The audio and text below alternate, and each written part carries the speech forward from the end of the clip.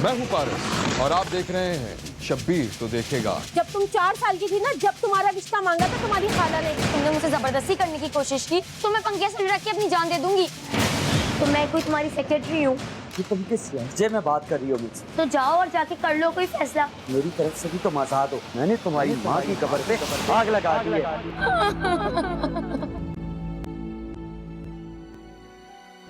तारीख ऐसे वाकयात से भरी पड़ी है कि बाज औकात इंसान इंतकाम, गुस्से और नफरत की आग में इस तरह जलता है कि शहर के शहर उजाड़ देता है और अपनी अना की तस्कीन कर लेता है।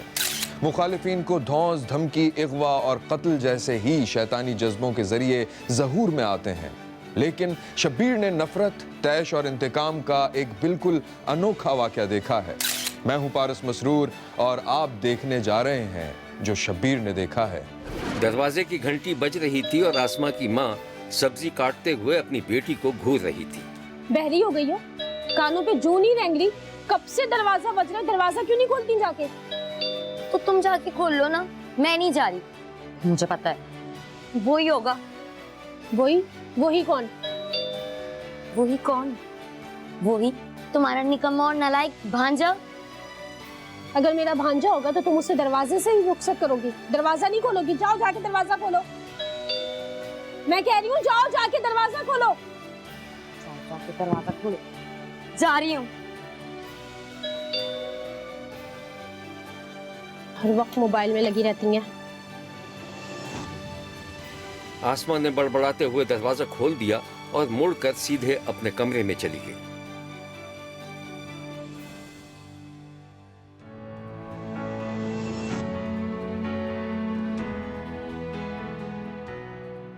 अस्सलाम वालेकुम खाला। वालेकुम अस्सलाम। आओ बैठो। कैसी हैं आप? अल्हम्दुलिल्लाह। ये अम्मी ने भिजवाया था। अस्मा, अस्मा, देखो खाला ने क्या भिजवाया, इसको किचन में रखो। वैसे क्या है इसमें? अम्मी ने सालन बनाया था, कहा खाला को दे आओ। अच्छा। अस्मा, बहरी कहाँ मर गई? क्या है? आ रही हूँ।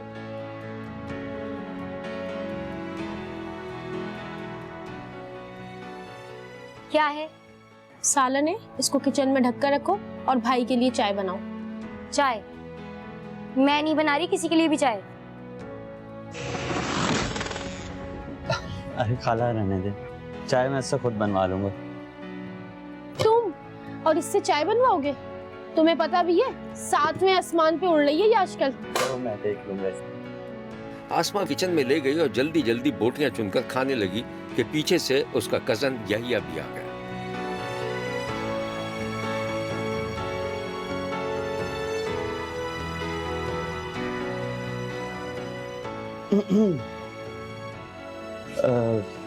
ये क्या हो रहा है? क्या हो रहा है? क्या मतलब? मैं तो बस चेक कर रही थी कि खाला ने कैसा खाना बनाया।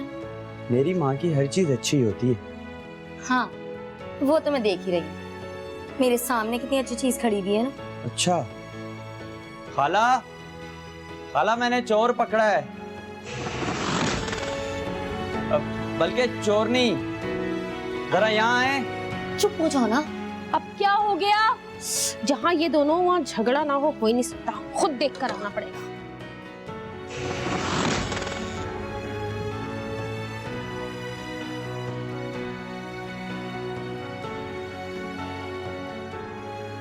ये देखें। अब क्या हो गया? कुछ भी नहीं अम्मा, मैं तो बस चेक कर रही थी कि खाला ने कैसा खाना बनाया। तुमने चखने ही चखने में बोटियां सारी खा ली, हड्डी छोड़ दी। अच्छा हुआ खाला मैंने बर वक्त देख लिया, वरना ये पूरी प्लेट हड़प कर जाती। अच्छा सुनो, मैं तुम्हारे लिए चाय बना दूं? कोई जरूरत नहीं है, मैं खुद बना लूंगी। तुम जाओ और जाके बाहर बैठो अपनी खाला के साथ। बहुत ज्यादा नहीं सामान चलने लगी तुम्हारी, नाक कटाओगी तुम हमारी। अरे खाला कोई बात नहीं, लड़कियां ऐसी होती हैं, और वैसे भी मुझे इसकी कोई भी बात बुरी नहीं लगती। इसको छोड़ो, तुम आओ मेरे साथ बाहर बैठ के बातें करते हैं।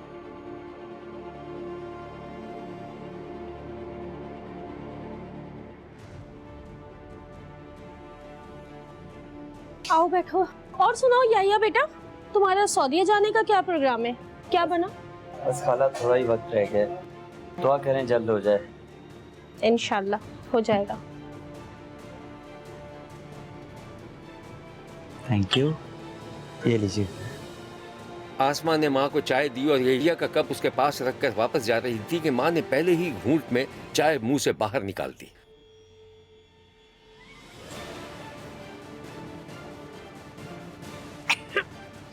क्या हुआ? नालायक बस सलीका लड़की। चाय में चीनी की जगह तुमने नमक झोंका है। नहीं तो मैंने तो चीनी डाली थी। चीनी तो है, ये देखिए पी के देख रहे, चीनी डाली हुई है। इसका मकसद है तुमने जानबूझ कर ना मेरे चाय में नमक डाला है। जाने तो याहिया को, फिर मैं बताती हूँ तुम्हारा। अरे नहीं खाला, रहने दे, मैं आपको बताता हूँ। सऊदीया में एक ऐसी जगह है जहाँ पे नमकीन चाय मिलती है और बहुत मज़े की होती है, बस वही समझ के पी लें। आसमा पांव पटकते हुए चली गई और यहिया मुस्कुराते हुए रुखसत हो गया, जबकि आसमा की माँ दोनों की नोक झोंक पर गौर करती पाई गई। आसमा की मां ने बचपन ही में आसमा का रिश्ता अपने बहन के बेटे से तय कर दिया था, लेकिन आसमा को अपना कजन बिल्कुल पसंद नहीं था। एक दिन आसमा की माँ हस्ब मामूल घर के काम काज में मसरूफ थी। बेटी कान में मोबाइल फोन लगाए सामने आई तो माँ ने उसे आवाज दी। अच्छा फिर तुम बताओ, तुम गई थी वहाँ, मजा आया? यार मेरा बहुत दिल था, अगली बार हम साथ चलेंगे ना। कभी माँ के पास भी बैठ जाया करो। हाँ हाँ पक्का। अच्छा मेरी बात सुनो, मैं तुम्हें ना थोड़ी देर में फोन करती हूँ। Okay bye. क्या हुआ अम्मी? कल तुम्हारी खाला आई थी। हाँ तो क्या भाई, शादी की तारीख मांग रही है। वो चाह रही है कि याहिया सऊदीया जा रहा है तो जाने से पहले वो निकाह कर ले। वाह अम्मी वाह, आपकी बेटी कोई चेयर या टेबल है कि उसकी मर्जी के बिना रिश्ता भी तय कर दिया और उसे पता भी नहीं, और मुझे आज बता रही हैं आप। ज्यादा जबान नहीं चलाया करो। जब तुम 4 साल की थी ना, जब तुम्हारा रिश्ता मांगा था तुम्हारी खाला ने, और तुमने बड़ा सा मुंह खोल के हाँ कर दी होगी। ना बोलने की कोई वजह भी नहीं थी। और एक बात बताओ, याहिया में क्या बुराई है? शक्ल सूरत का अच्छा है, माशाल्लाह, खानदानी है, देखा भाला लड़का है। अम्मा आप खाला से कह देना कि अस्मा ने साफ मना कर दिया है, और अगर वो आपकी बात ना माने, ज्यादा चपड़ चपड़ करें तो मेरा सामना करा देना, मैं खुद निपट लूंगी। अरे अरे अरे अरे, तुम तो सर पे ही चली जा रही हो। मुझे लग रहा है चपड़ चपड़ तुम कर रही हो, दिल से मुतमईन हो। हाय अम्मा बस कर दो बस, मैं बता रही हूँ मैं ये शादी नहीं करूंगी, और अगर तुमने मुझसे जबरदस्ती करने की कोशिश की तो मैं पंखे से लटक के अपनी जान दे दूंगी। इसी दौरान यहिया भी घर में दाखिल हो गया। नाजरीन, यहां लेते हैं एक छोटा सा ब्रेक। कहीं जाइएगा नहीं, हमारे साथ रहिएगा, क्योंकि कोई देखे न देखे, शब्बीर तो देखेगा।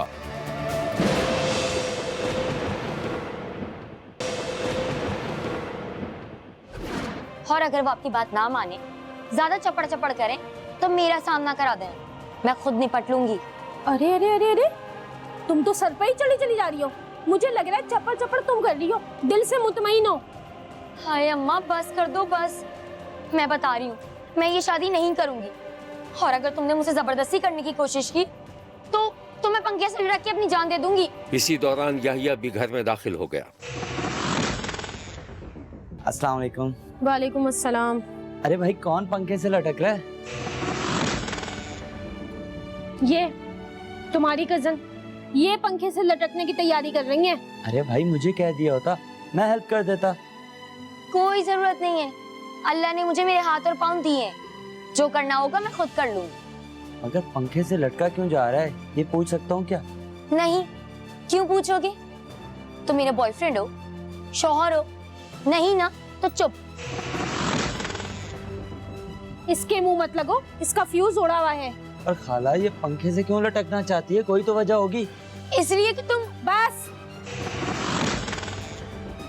आसमा ने अभी आधा जुमला ही कहा था कि उसकी माँ ने घूरते हुए बुरा नहीं लगता। तुम तो रहने ही दो, हमेशा इसके हिमायती रहना। पता नहीं किस काम से बुलाया था, भूल गई। हाँ, अपनी अम्मा से जाके पूछो कि वो शरारा बनेगा या गरारा। शरारा गरारा, पर शादी किसकी हो रही है? तुम जाओ, जो तुमसे कहा है ना सिर्फ वो करो, जाके पता करो। अच्छा, चलता हूँ। दिमाग खराब करके रख दिया है दोनों ने। आसमा के इनकार के बावजूद उसकी शादी याहिया से कर दी गई और पहले ही रोज से दोनों में झगड़े शुरू हो गए। बात सुने, वहां मेरी चप्पल होगी, वो उठा के दे दे। जी सरकार, जरूर। अगर आप कहें तो पहना भी दूं। मैंने कहा है पहनाने, नहीं ना तो यहाँ रख दे। और अब अपनी तशरीफ लेके यहाँ से चली जाए। क्यों? मैं नहीं जाऊंगा। क्यों? पाँव में मेहंदी लगी है? नहीं, दरअसल ये दिल कहता है कि इतनी खूबसूरत बीवी को छोड़ के कहीं मत जाओ। तो उसका भी हल है मेरे पास। क्या? अभी बताती हूँ। अरे ये क्या कर रही हो तुम? बाहर बाहर। हाँ,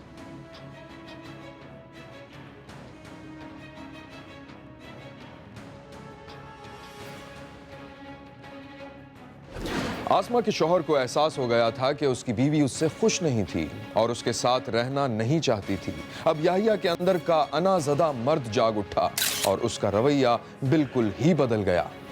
शब्बीर ने देखा कि आसमा सो रही थी और उसका शौहर सऊदी अरब जाने के लिए अपना बैग तैयार कर रहा था। अस्मा, अस्मा, अस्मा, यार मेरा शनाख्ती कार्ड नहीं मिल रहा, देखा तुमने कहीं? अस्मा। अरे भाई क्या मसला है? तो मैं कोई तुम्हारी सेक्रेटरी हूँ कि तुम्हारी हर चीज की खबर रखूं? मुझे क्या पता कहाँ है? जाओ जाके खुद ढूंढो। क्या? कि तुम किस लहजे में बात कर रही हो मुझसे? तुम्हारा दिमाग तो नहीं खराब हो गया? हाँ, हो गया मेरा दिमाग खराब। अगर इतना ही तंग आ गए हो तो जाओ और जाके कर लो कोई फैसला। क्या फैसला कर लो? तुम किस तरह की लड़की हो? तुम्हारा शौहर मुल्क से बाहर जा रहा है और तुम यहाँ पे मुंह फुला के बैठी हो। मुझे नहीं मालूम था कि तुम इतनी बदतमीज साबित होगी। हाँ, मैं हूँ बदतमीज और बदतमीज ही रहूंगी। भाड़ में जाओ तुम और तुम्हारा ये घर। नहीं रहना मुझे तुम्हारे साथ, जा रही हूँ मैं। हाँ हाँ ठीक है, जाओ जाओ, यहाँ से निकलो, यहाँ से। मेरी तरफ से भी तुम आजाद हो।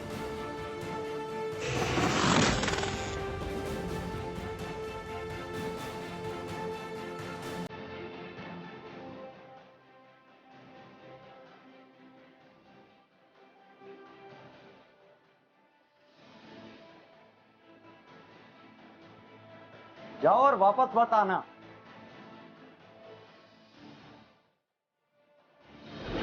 आसमा का शौहर सऊदी अरब चला गया था।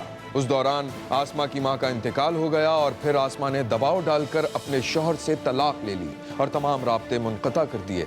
इधर याहिया को अपनी बेइज्जती का दुख सता रहा था।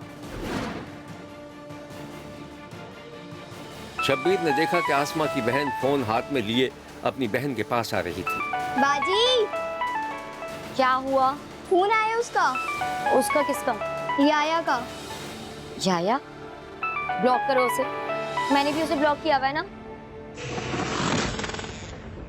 शब्बीर ने देखा कि उधर याहिया गुस्से से लाल पीला हो रहा था। फिर उसने आसमा की बहन को एक मैसेज लिखकर भेज दिया। अपनी बहन से कहना कि मुझसे बात करे और दोबारा निकाह करे मुझसे। बाजी, मैसेज आया उसका। दिखाओ। अपनी बहन से कहना कि मुझसे बात करे और दोबारा निकाह करे मुझसे। दोबारा निकाह करे मुझसे? इसकी इतनी हिम्मत कि ये मुझे ऐसा मैसेज कर रहा है। मैं 100 बार मर के भी जिंदा हो गई ना तो भी उससे निकाह नहीं करूंगी दोबारा। समझता क्या है ये अपने आप को? अभी बताती हूँ मैं इसे। दोबारा शादी की पेशकश ठुकराने पर आसमा का साबिक शौहर अपने आपे से बाहर हो गया। सऊदी अरब से वापसी पर उसने जो पहला काम किया वो ये था। शब्बीर ने देखा कि याहिया एक कब्रिस्तान में मौजूद था। फिर वो कब्रें फलांगता हुआ एक कब्र पर जाकर रुक गया। शब्बीर ने देखा कि याहिया ने कब्र पर पेट्रोल छिड़का और उसे आग लगाकर उसकी तस्वीरें बनाने लगा।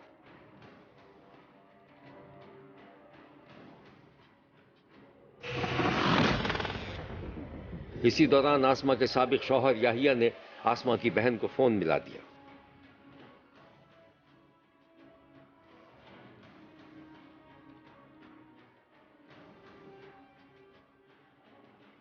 यही बात कर रहा हूँ। ये बताने के लिए फोन किया है कि मैंने तुम्हारी माँ की कब्र पे आग लगा दी है। खुदा हाफिज।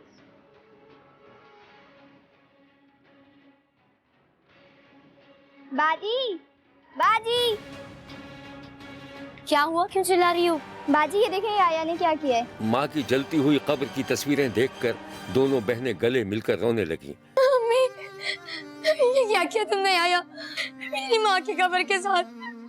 मम्मी, मेरी माँ की कब्र जला दी। मुझसे बदला लेते ना। मेरी माँ के साथ ऐसा क्यों किया?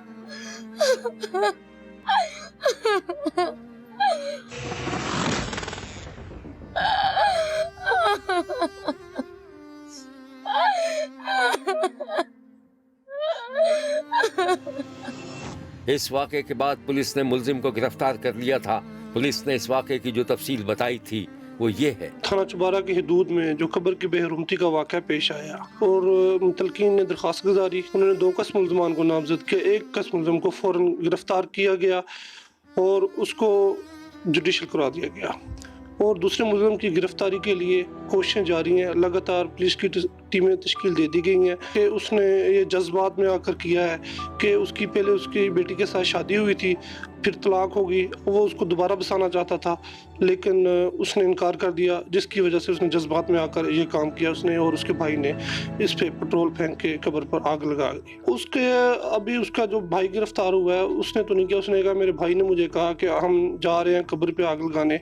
जैसे ही वो दूसरा मुलजिम गिरफ्तार होगा तो उससे पूछेंगे, वो बताएगा उसने ऐसा क्यों किया। वैसे ये जज्बात का शख्साना नजर आता है। शब्बीर ने लैया में पेश आने वाले इस अजीब और गरीब अफसोसनाक वाक़े की शदीद मजम्मत की है। देखते रहिए, क्योंकि कोई देखे न देखे शब्बीर तो देखेगा। मैं हूं पारस और आप देख रहे हैं शब्बीर तो देखेगा। जब तुम 4 साल की थी ना, जब तुम्हारा रिश्ता मांगा था तुम्हारी खाला ने, तुमने मुझसे जबरदस्ती करने की कोशिश की तो मैं पंखे से रख के अपनी जान दे दूंगी। तो मैं कोई तुम्हारी सेक्रेटरी हूँ? कि तुम किस लहजे में बात कर रही हो मुझसे? तो जाओ और जाके कर लो कोई फैसला। मेरी तरफ से भी तुम आजाद हो। मैंने तुम्हारी माँ की कब्र पे आग लगा दी है।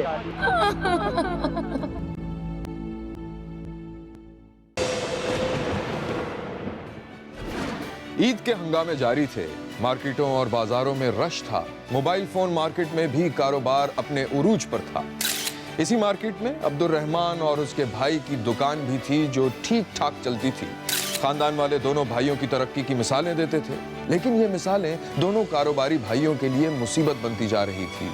मैं हूं पारस मसरूर और आप देख रहे हैं कोई देखे न देखे शब्बीर तो देखेगा। शब्बीर ने एक दिन देखा कि एक लड़का मोबाइल मार्केट में अपनी दुकान का शटर बंद कर रहा था और उसके 2 साथी उसकी मदद कर रहे थे। अबे सही से जोर लगा। ला भाई। अबे ये ताला तो कोई नया रेल है, कितना जंग लगा हुआ है इसके ऊपर। पकड़िए। अबे यार, यहाँ कौन सी डकैती पड़ने वाली है, और जब टाइम मिलेगा तो चेंज करवा लूंगा। अच्छा देख बात सुन भाई, तू गाड़ी नहीं चलाएगा, गाड़ी ये चलाएगा। तू इतनी स्लो गाड़ी चलाता है कि 2 दिन बाद पहुंचेंगे हम लोग। भाई हम 2 दिन बाद ही पहुंच जाएंगे, लेकिन अगर इसने गाड़ी चलाई ना तो एक्सीडेंट ही हो जाएगा। और मैं ना अपने घर का छोटा और चहीता बेटा हूँ, और मेरा एक्सीडेंट हो गया तो तुझे पता है मेरी माँ बर्दाश्त नहीं कर पाएगी। अबे यार बहस ही करते रहोगे, चलोगे भी? चलो यार। वो तीनों गले में हाथ डाले मोबाइल मार्केट से निकलकर पार्किंग एरिया में पहुंच चुके थे। रहमान ने मोटरसाइकिल के हुजूम से अपनी बाइक निकाल दी थी। जल्दी कर यार। भाई ये तो बताओ जाना किधर है? भाई मैं तो कहता हूँ हाईवे पे चलते हैं, वहाँ की फिश बड़ी टाइट है, वहाँ जाके खाते हैं खाना। यार हाईवे तो बहुत दूर है और भूख भी बहुत लगी है यार। तो बताओ ना फिर जाना कहाँ है? एक काम करते हैं, नहर वाले पुल पे जो ढाबा बना हुआ है ना, वहाँ चलें। वो ढाबा जिसका खाना बड़ा मशहूर है। अबे मैंने भी सुना है उसका खाना बड़ा लजीज है, वहीं जाके खाते हैं खाना। चल बैठ बैठ। आगे हो ना यार। अबे क्या मार मार के चला गाड़ी चला रहा है, तेज चला गाड़ी जरा। अरे चला रहा हूँ यार। वो रहा, जल्दी चला दूं। वो वहाँ पे हाँ हाँ ये आ गया ढाबा। ये ढाबा? हाँ ये चलो भाई आ गया तुम्हारा ढाबा। रोक ले भाई, रोक ले, चल। शुगर है, पहुंच गए। आजा चल। मोटरसाइकिल नहर के किनारे एक ढाबे पर रोक दी गई थी और वो तीनों एक तख्त पर बैठ गए। माले मुफ्त दिले पे रहे हम। बे यार ये मेरी बेइज्जती कर रहा है, मैं चला जाऊंगा भाई। लो भाई, अबे इसको देखो, कह रहा बेइज्जती हो जाएगी मेरी है। अबे मजाक कर रहा है ये, तू कुछ सीरियस हो गया? सीरियस क्यों हो रहा है भाई, मजाक कर रहा हूँ यार। अबे तो मैं भी तो मजाक कर रहा हूँ यार। यार बात सुन रहमान, यार माशाल्लाह तू इतना अच्छा कमा रहा है, यार हमारे लिए भी कोई कारोबार देख, हम भी कोई काम धंधे से लगे। कारोबार? और तुम दोनों के लिए? जब तुमसे कारोबार की बात करो मेरी बात को मजाक में टाल देते हो। और चचा इतना अच्छा कमा तो रहे हैं, अयाशी कर रहे हो तुम दोनों, तुम लोगों को कमाने की क्या जरूरत है? यार अब्बा भी सारे दिन ना उठते बैठते यही ताना देते रहते हैं, कहते हैं कि रहमान को देखो कितना कमा रहा है और तुम लोग ऐसे वेले घूमते रहते हो। करना यार कुछ। हाँ यार मैं तो कहता हूँ एक काम करते हैं, डकैती करते हैं। वे इस काम में भी तो बहुत मेहनत है। कभी तो कोई अकल की बात किया करे यार। छोड़, इसको भूख लग रही है यार। भाई जरा भूख जल्दी तो वाकई लग रही है यार। 22 साला रहमान अपने घर में सबसे छोटा था, मोबाइल फोन शॉप का मालिक था, घर में खुशहाली थी। पड़ोसी में चचा का घर था और उसके दोनों कजन मुख्तार और एहसान उसके दोस्त थे। एक दिन हुआ यह कि रहमान जब अपनी मोबाइल शॉप खोलने लगा तो दुकान पहले ही से खुली हुई थी और सामान बिखरा हुआ था। दुकानदार ये मंजर देख चुके थे और वहां रश लगा हुआ था।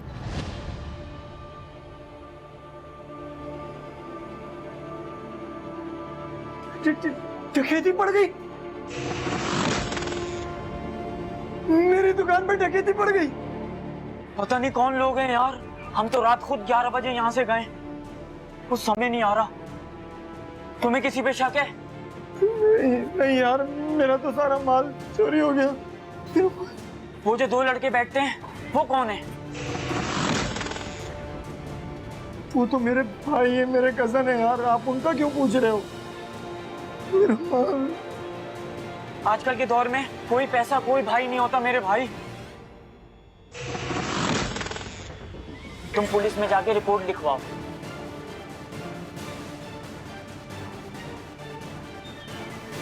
माल तो ले गए सारा। तुम मेरी दुकान देख लेना यार, मैं जा रहा हूँ थाने। नाजरीन, यहाँ लेते हैं एक छोटा सा ब्रेक। कहीं जाइएगा नहीं, हमारे साथ रहिएगा, क्योंकि कोई देखे न देखे शब्बीर तो देखेगा।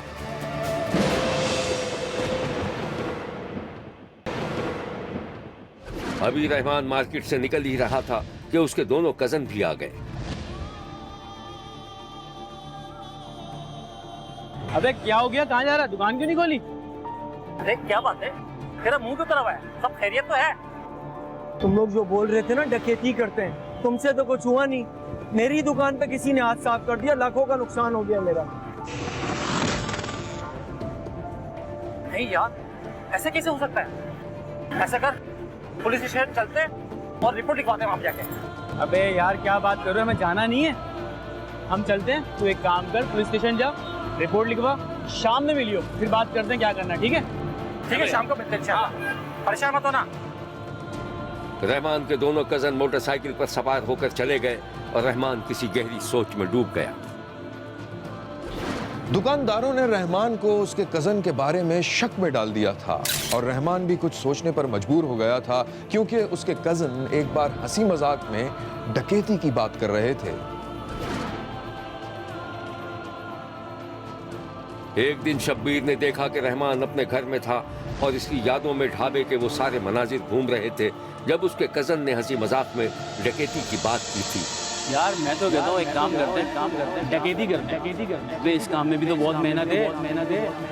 कभी तो कोई अकल की बात किया करे यार, छोड़ इसको भूख लग रही है यार। रहमान का शक पुख्ता होता जा रहा था। फिर शब्बीर ने उसकी खुद कलामी सुनी। एक काम करता हूँ, इन दोनों को दोस्ती यारी की कसम दे के पूछता हूँ, शायद कुछ बता दें। रहमान ने जैसे ही एक कजन का नंबर मिलाना शुरू किया, उसके फोन पर पुलिस की कॉल आ गई।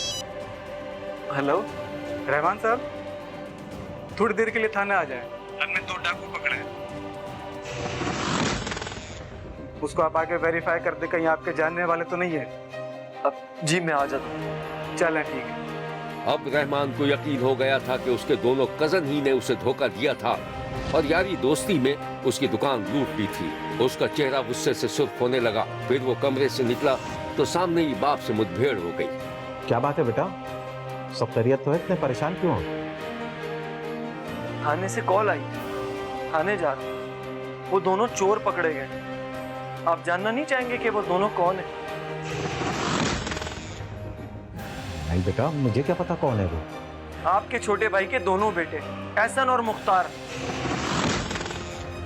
क्या बकवास कर रहे हो? ये तुम कैसे कह सकते हो कि वो दोनों है?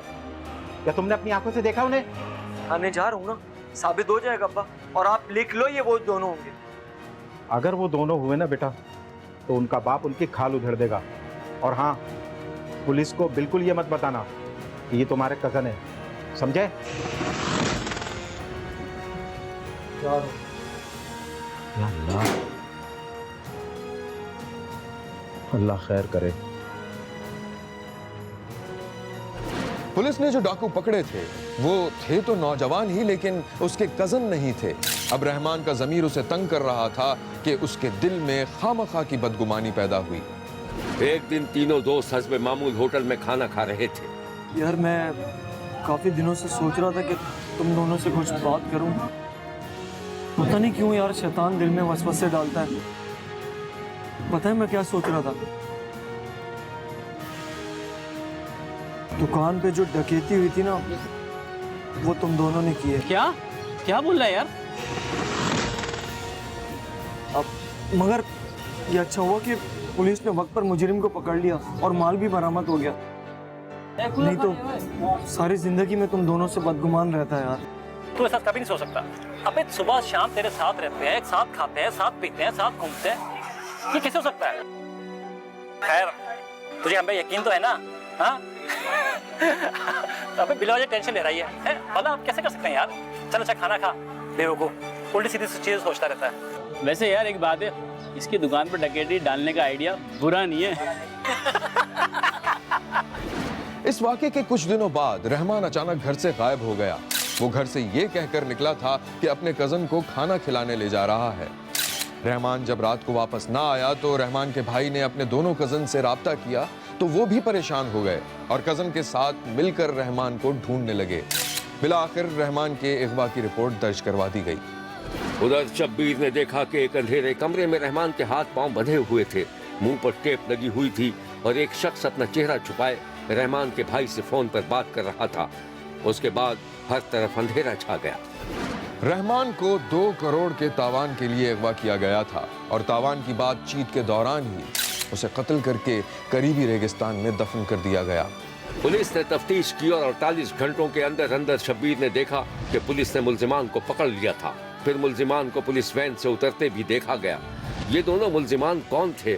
जी हाँ, ये मकतूल रहमान के वही कजन थे जिन्हें वो रोजाना खाने खिलाता था। बाकी कहानी आप पुलिस की ज़बानी सुन लीजिए। जी, इस 8 की सुबह हमें पुलिस स्टेशन में रिपोर्ट हुआ कि 22 साल का लड़का रहमान जिसका नाम है वो मिसिंग है और उसकी फौरी तौर पे FIR रजिस्टर्ड की। हमने उसको ट्रेस आउट करना शुरू कर दिया। मीनवाइल हमें इनके घर वालों को रैंसम की कॉल दी आ गई कि 2 करोड़ रुपया बता मांगा जा रहा है। आल तो ये टोटल ब्लाइंड केस था और हमने इसको शॉर्ट टाइम में ट्रेस आउट कर लिया। उसमें मुख्तलिफ हमारे पास टेक्निकल गैजेटरी होती है, हमारी एक्सपर्टीज़ होती हैं, उसकी मदद से हमने किया। इसमें मुख्तलिफ अदारों से हमने असिस्टेंस भी ली। हमने इसके ऊपर तमाम जो पॉसिबल हमारी एनर्जीज थी वो इसके ऊपर लगाई। टेक्निकल तरीके से, ह्यूमन सोर्स के तरीके से मुल्ज़मान अरेस्ट हो गए। उन्होंने इकरार किया कि उसी रात ही जब ये लड़के को लेके गए थे ट्रस्ट पे और डिनर कराने के लिए लेके गए थे, उसी रात ही इसको नशावर गोलियां दे के इसको बांध के इसको मार दिया था। तो मुल्ज़मान अरेस्ट हुए, उनकी प्लांटेशन पे डेड बॉडी रिकवर हुई रेगिस्तान के अंदर से। शब्बीर ने रहीम यार खान में पेश आने वाले एक और कत्ल के अलमनाक वाक़े की मजम्मत की है और रहमान के कातिलों को इबरतनाक सजा देने का मुतालबा किया है। मेरे भाई ਨੂੰ ਅੱਜ ਤੋਂ ਚੰਦ ਦਿਨ ਪਹਿਲੇ ਅਗਵਾ ਕੀਤਾ ਗਿਆ ਪੈਸਿਆਂ ਦੀ ਖਾਤਰ ਔਰ 2 ਕਰੋੜ ਤਵਾਨ ਮੰਗ ਰਹੇ ਸੀਗੇ। ਮੁਲਜ਼ਮਾਂ ਨੇ ਉਸ ਤੋਂ ਬਾਅਦ ਲਾਸ਼ ਦੀ ਬੇਹਰਮਤੀ ਕੀਤੀ ਔਰ ਬੜੀ ਬੇਦਰਦੀ ਨਾਲ ਉਹਨਾਂ ਨੇ ਮੇਰੇ ਭਾਈ ਨੂੰ ਕਤਲ ਕੀਤਾ ਔਰ ਮੇਰਾ ਇਹ ਮੁਤਾਲਬਾ ਹੈ ਕਿ ਚੀਫ ਜਸਟਿਸ ਸਾਹਿਬ ਇਸ ਚੀਜ਼ ਦਾ ਖੁਦ ਨੋਟਿਸ ਲੈਣ, ਕੈਫੇ ਕਿਰਦਾਰ ਤੱਕ ਪਹੁੰਚਾਇਆ ਜਾਏ, ਇਹਨਾਂ ਨੂੰ ਸਜ਼ਾ ਦਿੱਤੀ ਜਾਵੇ ਤਾਂ ਕਿ ਆਇੰਦਾ ਆਉਣ ਵਾਲੇ ਵਕਤ 'ਚ ਇਹੋ ਜਿਹੇ ਲੋਕ ਕੰਮ ਇਸ ਤਰ੍ਹਾਂ ਦੇ ਕੰਮ ਨਾ ਕਰਨ। देखते रहिए क्योंकि कोई देखे न देखे शब्बीर तो देखेगा। नाजरीन, यहाँ हमारे प्रोग्राम का वक्त खत्म हुआ। अगले हफ्ते फिर हाजिर होंगे इसी वक्त सिर्फ एक्सप्रेस न्यूज पर। देखना मत भूलिएगा क्योंकि कोई देखे न देखे शब्बीर तो देखेगा। अगर आप अपने इर्द गिर्द होने वाले किसी गैर मामूली वाक़े से शब्बीर को आगाह करना चाहते हैं तो SMS करें SAB लिख कर स्पेस दें और अपना मैसेज अपने शहर और नाम के साथ 247 पर भेज दें। फैक्स करने के लिए हमारा नंबर है 02135803820। खत लिखने के लिए हमारा पता है 5 expressway of Korangi road, Karachi. Express news, Shabbir तो देखेगा।